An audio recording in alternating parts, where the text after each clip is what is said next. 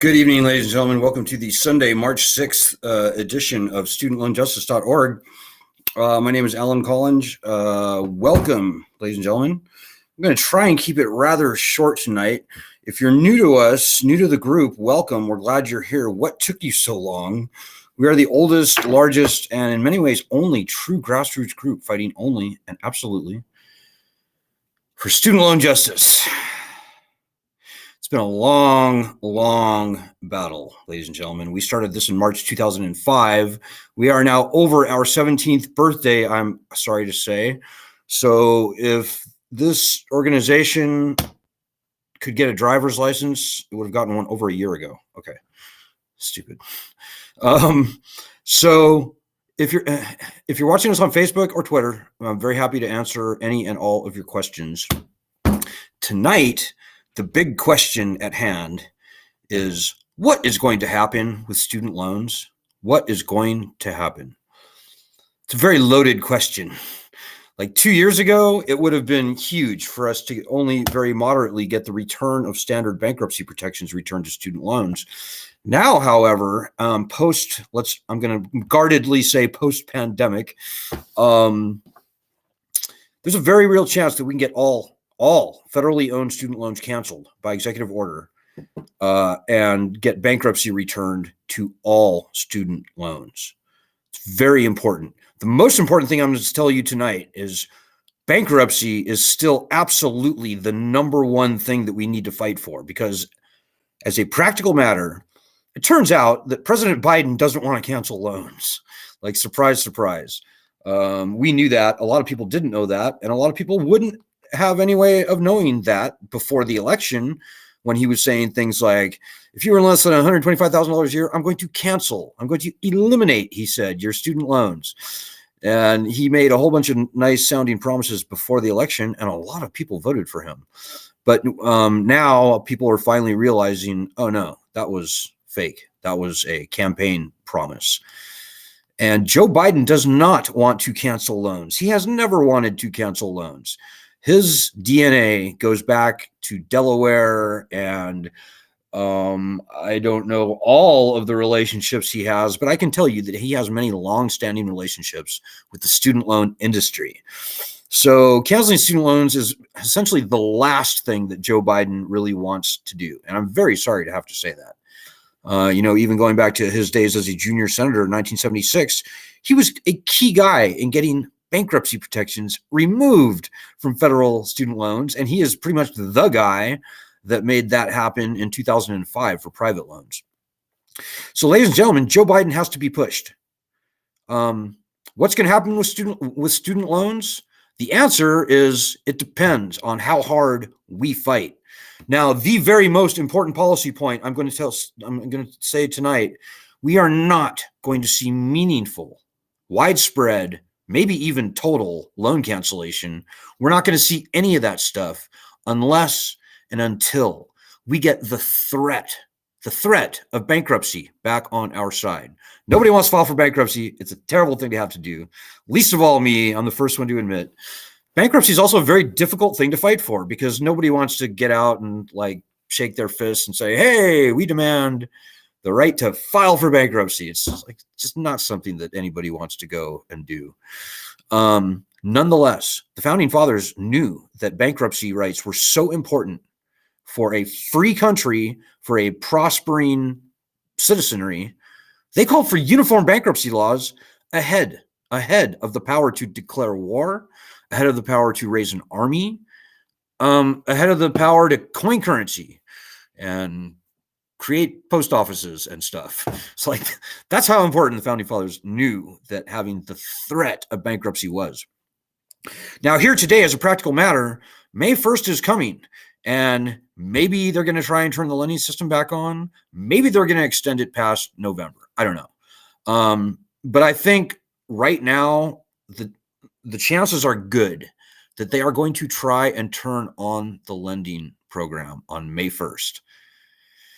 Now, think to yourself, all things being equal, would you rather face May 1st naked and afraid and vulnerable like we all are now, without at least the threat of bankruptcy back on your side? Do you want to be served up like turkey at the Thanksgiving dinner to the collection companies?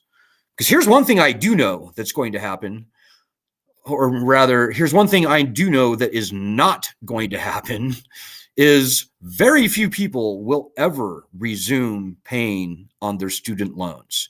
Come May 1st, if they try and turn it back on, we're going to see a mass default. And the collection companies out there are drooling at that prospect. They would love to see a mass default as long as bankruptcy remains gone from the loans. So bankruptcy remains the most important thing that we need to fight for if we are going to see meaningful, actual, broad, deep, maybe even total federal student loan cancellation. So this bill that we have going, S-2598, it becomes all the more important that we get it passed. It returns bankruptcy to federal student loans.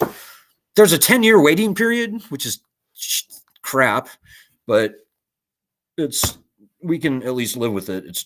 And it's only for federal loans. It's not for private student loans. For private student loans, we have another bill, HR 4907, that we're fighting for. That bill needs a lot of help, quite frankly. It's not nearly as far along. So if you have private loans, you want to fight for HR 4907. But S-2598 in the Senate is very well positioned. It's very well poised. The bill is going forward. But this stuff does not happen in a vacuum, ladies and gentlemen. Much, in fact, well, I'll just say much depends on how hard we, the people, but more narrowly, how hard the people in this group, student loan justice, fight for this bill. We're the only group of any significant size in the country fighting for this legislation. I don't know why the other so-called student loan advocacy groups aren't fighting for it. Quite frankly, it's starting to look a little suspicious to me. Anybody calling themselves a student loan advocate should know what I know. And what I know is what I just said. And that is that Joe Biden is not going to meaningfully cancel loans unless and until we get the threat of bankruptcy back on our side. Look at it this way. Before the pandemic, there was about 45 million borrowers in the country, federal. Around 38 million of those 45 million people were losing sleep over their loans. So they were either not paying at all, or they were in default, they were in deferment, forbearance, otherwise not paying, or they were paying, but their loan balance was going up. And that's a small fraction of that total group. Most of them are non-payers. That's a lot of people losing sleep over their student loans. That's like probably 35 million people losing sleep over their student loans. In a typical year, fewer than 1 million people file for bankruptcy for any reason. So the prospect of 5, 10, 15, 20, maybe 5 million people flooding the bankruptcy courts, overwhelming them to the point of seizure, like nothing we've ever seen in this country before, going back to the Pilgrims, including the Great Depression. Joe Biden does not want to be that president. He does not want to be the guy who presided over a wave of bankruptcy filings larger than anything we've ever seen in modern American history. That's not going to happen. He's not going to let that happen. When we get the threat of bankruptcy back, Joe Biden will have to cancel loans broadly, deeply, meaningfully, maybe even totally. I mean, honestly, if I was president, I would look at this and I would say, no, if we're going to wind up canceling 80% of the loans, we may as well just cancel them all, get rid of this failed lending program, throw it on the scrap heap of failed U.S. policy experiments, and start fresh, reinvent higher education in this country, how we fund it. That would be the cleanest, quickest, most politically expedient, most efficient, and the most common sense action to take. So, unfortunately, I'm not president. Joe Biden is. So, but we're never going to know unless we get the threat of bankruptcy back, ladies and gentlemen. You know, Joe Biden could very well stand up tomorrow and say, okay, I listened to you guys. I capitulate, he may even say. going to capitulate. I'm going to cancel up to $50,000 in student loans. And the band will cheer, and the parade, the champagne, all that, confetti. But here's the truth.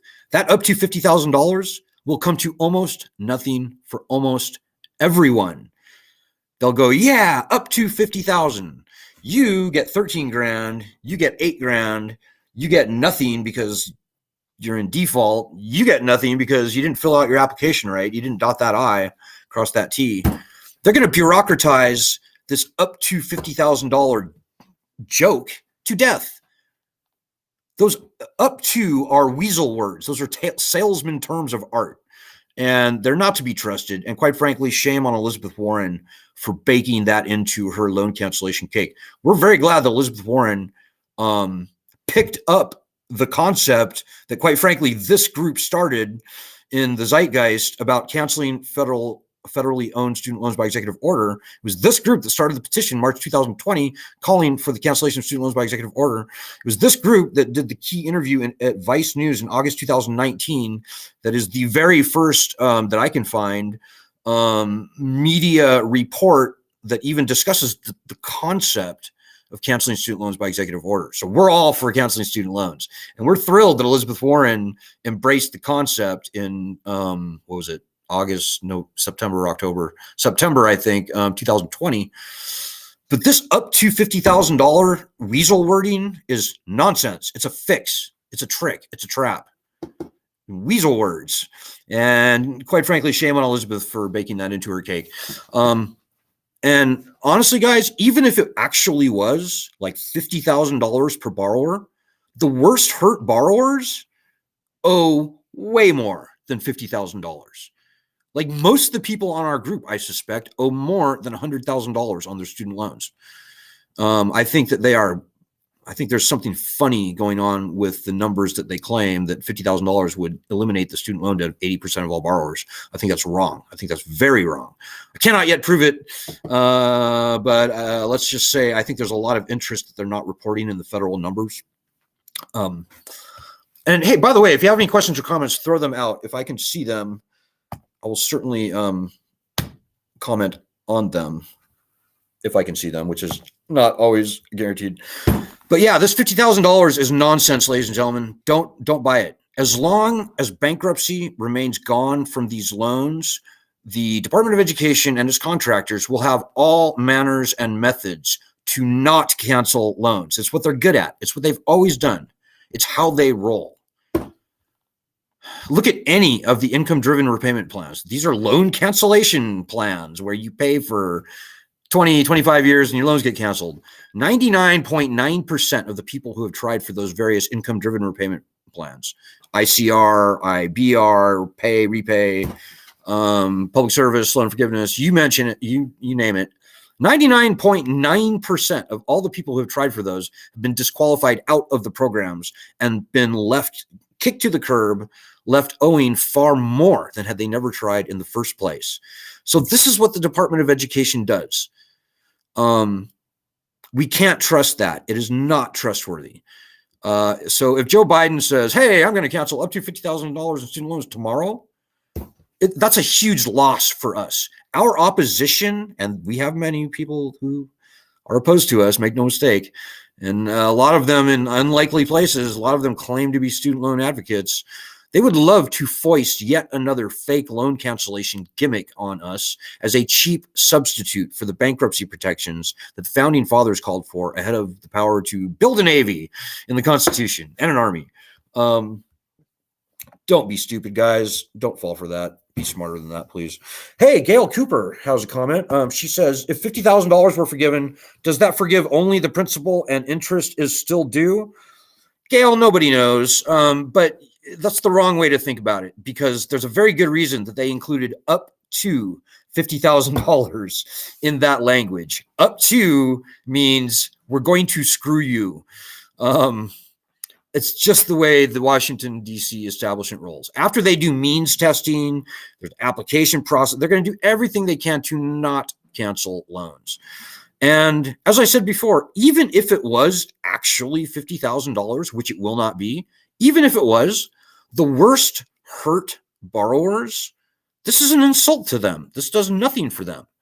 You know, I'm thinking of people like Vanjie. She borrowed $26,000, right, back in the 80s or 90s. She has repaid $93,000 on this $26,000 loan. That's pretty good, right? That's a lot of money to be paying. Vanjie still owes $132,000 on this $26,000 original loan. She should be done. You know, people don't realize, a lot of people like to say that canceling student loans will benefit the wealthy. That's a complete bunch of shit. The highest balance borrowers, they're not these, by and large, they're not these young doctors and lawyers fresh out of college. The highest balance borrowers typically, or I say overall, generally, are older people in their 50s, 60s, and beyond, who borrowed very nominal amounts back in the 70s, 80s, and 90s, but have seen their loans explode with penalties and fees and default and rehabilitation and all the mechanisms that the student loan mafia have at their disposal to grossly inflate a loan. So this up to $50,000 nonsense is just that. It's nonsense. Ladies and gentlemen, unless and until we get the threat of bankruptcy back on our side, we're not going to see any meaningful student loan cancellation. The most important policy point I'm going to make tonight, I think I made it 3 times. So I hope a few of you have listened to it, because I hate repeating myself, but yet I always find it myself repeating myself on this very important point. Whether you would ever or never file for bankruptcy, whether you want to or not, it doesn't matter. Very few people should even have to file. We've just got to have the threat of bankruptcy back on our side. And unless and until that happens, we're going to see these nonsense fake loan cancellation gimmicks foisted upon us. It's what our opposition wants. So just remember that. Hey, Leslie Fishman says, when is this bill going to floor? Leslie, don't know. S2598. It's in committee right now. It's being marked up essentially as we speak. It could be passed out of committee anytime. The chairman of the Judiciary Committee, Dick Durbin, is the sponsor of the bill. We've got 2 Republican senator co-sponsors. We need more, by the way.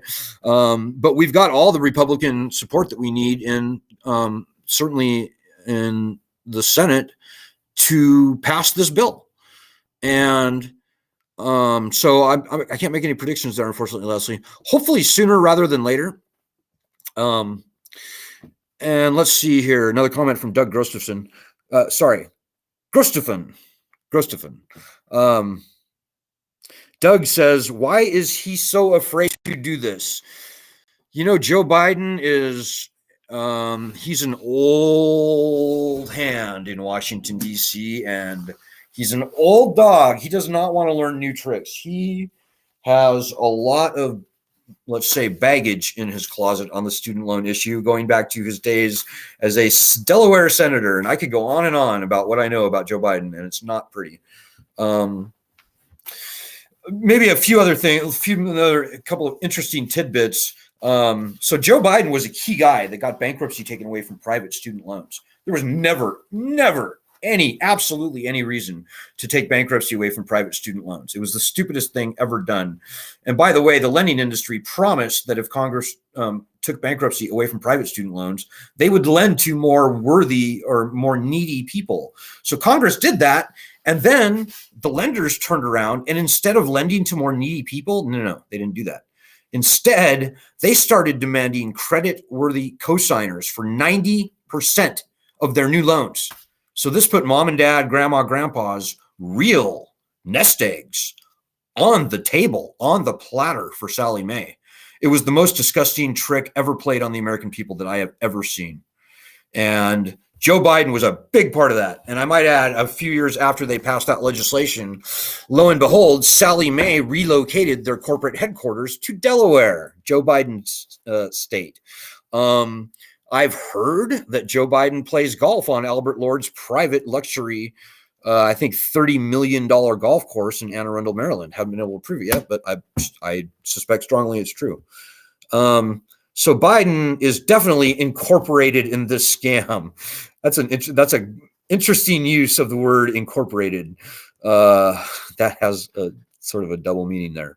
So that's true on many levels. Joe Biden he's been captured. He's been incorporated. He's been the stamp of our opposition has been put squarely on his forehead, and shame on Joe Biden. Joe Biden is uniquely positioned.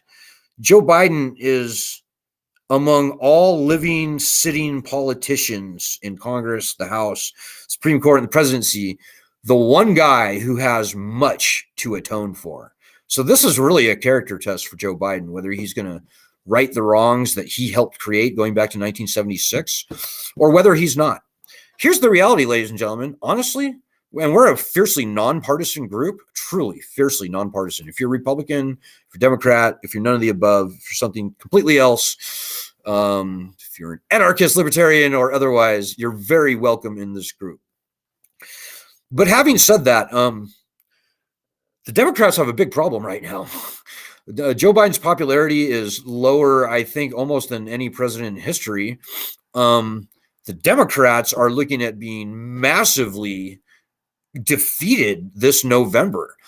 And to my way of thinking, ladies and gentlemen, we student loan borrowers are the biggest untethered voting bloc in U.S. history, certainly in my lifetime. You know, we're 45 million federal student loan borrowers, another 15 million private student loan borrowers and cosigners. That's like 60 million people. And 80% of all those people, like nearly 50 million people, are losing sleep over their loans before the pandemic. So probably like 50 plus million are losing sleep over their student loans here now today as I speak. That's a lot of people, and we vote. That's nearly enough people to elect a president outright. At this late date, as the Democratic Party continues to disappoint, even though they have a supermajority in the Senate and House, and they control the presidency, and they fail to do anything meaningfully, certainly on the student loan problem, they are looking at massive losses in November. And quite frankly, I don't see anything that Joe Biden can do to pull them out of that hole other than to not cancel up to $50,000 in student loans, but rather to cancel all federally owned student loans. Pull the pin, push the button, jettison this failed lending scam, and start anew. Replace it with something that actually works. I think that is by far and away the most efficient, most fiscally, economically stimulative, politically most palatable thing that Joe Biden could possibly do right now. If they want to save their asses in the midterms, because they have a lot of headwinds going against them, guys. Believe me. Hopefully I don't have to even tell you that. So we'll see what happens. I don't have a crystal ball, but like I said, what's going to happen? The one thing I know that is not going to happen is almost nobody is going to ever resume paying on their federal student loans again. This lending system is dead. It's done. It's toast. It was dead, done, toast before the pandemic. Before the pandemic, 64.3% of all federal student loan borrowers were not paying on their student loans. They were not paying. And even if you take out the people who were in school, it's still like 57% of all the borrowers were not paying before the pandemic. So come on, guys.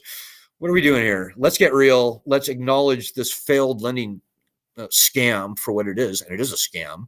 It's an unconstitutional, predatory, viciously weaponized lending scam. Let's put this one to bed and let's start anew. Let's start fresh. It's what the American people deserve, demand, and expect.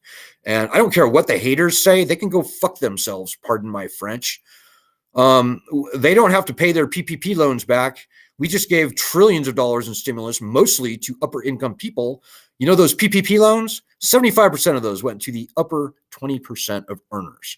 Whereas for federal student loans, the upper 20% only own 30% of that. So 30% versus 75%, obviously canceling student loans is way better for poor people than those PPP loans ever thought about being. Canceling student loans will benefit the wealthy. And honestly, guys, it almost doesn't matter, because no matter what they do, say, don't say, think, emote, feel, expect, hope for, whatever in Washington, D.C., almost nobody is going to ever resume paying these loans again. In my humble opinion, nobody should. In my humble opinion, at this point, it is both unwise and unpatriotic to ever pay another nickel on your federal student loans. This is a lending beast. It needs to be shot. This is something that needs to be taken to the bath and drowned in the tub, in the words of conservative Grover Norquist. So that's pretty much going to happen, guys. But as I said, it doesn't happen in a vacuum. What we do, what this group does, much depends on. I know we don't seem like a really important group, but in fact, we would not have a bankruptcy bill in the Senate but for this group. I don't think we'd be talking about student loan cancellation by executive order today, but for this group. I kid you not. It's true. We have like over 1 million people on our petition and a couple 100,000 people. But, you know, all that on our other platforms, all that stuff, none of that matters unless and until you sitting there help us. That has always been true. You know, these are your loans. This is your problem. And as long as you sit there and wait and watch and worry and eat popcorn and hope and expect that somebody else is going to pull your weight for you, it's never going to happen. So the most important action thing that I have for you tonight, go to our website, studentloanjustice.org. Do a month worth of our daily actions. Very simply done. Here, you can see it right here. Yeah. Go there and do a month worth of our daily actions. It will help. We need you to. These are your loans. This is your problem. You can't wait, watch, and worry and hope that somebody else is going to pull your weight. It's never worked that way. It's never helped. Don't cheerlead. You need to be getting your knuckles dirty in this fight. It's not hard, but it takes a tiny bit of effort. And if you've never done anything, you need to turn over a new leaf, because the one thing I can tell you is as long as nobody out there does anything, you are not going to like the solution that Washington, D.C. comes up with. We have got to fight. We've got to fight, ladies and gentlemen. You can't unhear that. We are the pioneers. And again, you can't unhear that. We are the pioneers. We are the trailblazers here on this group right here. I can't speak for the other groups. Most of them seem to be essentially full of shit as far as I can tell. Most of the other groups, as far as I'm concerned, you know, they fight for loan cancellation, but what they are going to get in the best case scenario is an up to $50,000 fake loan cancellation. Nah, we can't do that, guys. We've been doing this for too long. We don't want to be tricked again. We've been tricked before. We won't be tricked twice. You need to get smart and you need to get wise. You need to think about your own future, because these are your loans. Your livelihood is actually on the line, and you need to be fighting the battle that's going to win this battle for us. And that is fighting for S2598. So I would strongly suggest that you get a Twitter account. And as I said, check back on our group every day. Do our daily actions. They work. They're working. We're getting places. We are so far ahead today than where we were 2 years ago. I'm just stunned and thrilled. But I know that none of that would have happened but for the efforts of our members. And there's too many to name, but there's probably tens of thousands at this point who have really gone out and made some serious efforts to help. That's what this comes down to. Whether you're going to help us fight or whether you're going to sit back and eat popcorn. It's got to be that first thing, guys. It's got to be, if you want to see these loans gone. I could see these loans gone by November, but you've got to help. So I hope this rings true to you. We're a completely honest group. We are a true grassroots group. We don't do any secret deals with secret little handshake people. We're not selling our membership out to the lending industry like I've seen other groups do. All we care about is solving this problem, and that's it. And we need you. And I'm not kidding. We need you. We will not see meaningful student loan cancellation unless and until we fight for S2598. So doing those daily actions is the first thing you should do. Joining your state chapter group is something you should do. They need you. We've got them for every state of the union now, and they're getting pretty big. But there's a million things that everybody out there individually can do according to your own unique skills, talents, abilities, networks, etc. Think about what you can do. Maybe the last thing I'll say tonight is go to studentloanjustice.medium.com and read the last 5 or so articles that we've written. If you read them, they're short, they're easy to read, but if you read them carefully and thoroughly and you understand them, then you will be a very strong warrior for us, for the people. We need you to do that. And they're pretty mind-blowing articles, by the way. The stuff you will learn is pretty amazing. And by the way, I personally stand behind every claim made in every one of those articles. We've been featured on 60 Minutes. We've written books. We've broken many stories over the years. All the data that we look at is usually directly from the Department of Education, with very rare exceptions. Our data is solid. Our claims are strong and true.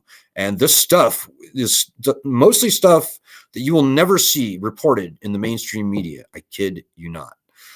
Like the fact that older people now outnumber younger people with student loans. It's true. There's more people over 35 than under 35 with student loans. There's more people over 50 than under 25 with student loans. I kid you not. So read those 5 or 6 most recent articles, and you will be in great fighting shape to be a student loan justice warrior. And get ready, because the battle is raging right now, and we need you. So with that, I'm sorry if I went a little long tonight, but I hope that you all are encouraged. I've never been more optimistic than I am right now here tonight. One last comment from Doug Gustafson. He says, next time mention the drop interest option as well. That's right. Okay. Last comment I'm going to make tonight. A lot of people go, I just want to break on the interest. And I get that. And I'm telling you the same thing that I said before. If you want a break on interest or other negotiated settlement, that will only happen when we get the threat of bankruptcy back on our side. You guys have no idea how important bankruptcy is. Nobody wants to fight for it. Nobody wants to talk about it. Nobody wants to do it, certainly, but it lies at the heart of this problem. So if you want to break on interest only, then you need to be helping us fight for this bill, S-2598.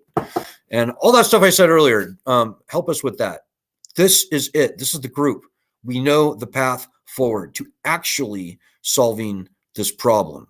I want these loans gone. I want them gone. And I know that will never happen unless and until we get S-2598 passed. So, all right, guys, I've said it. You heard it. Believe it. It's true. I'll be back tomorrow, but hang in there and keep fighting. And have a great week. Let's make this the best week ever for this battle. Good luck. Godspeed. God bless everybody.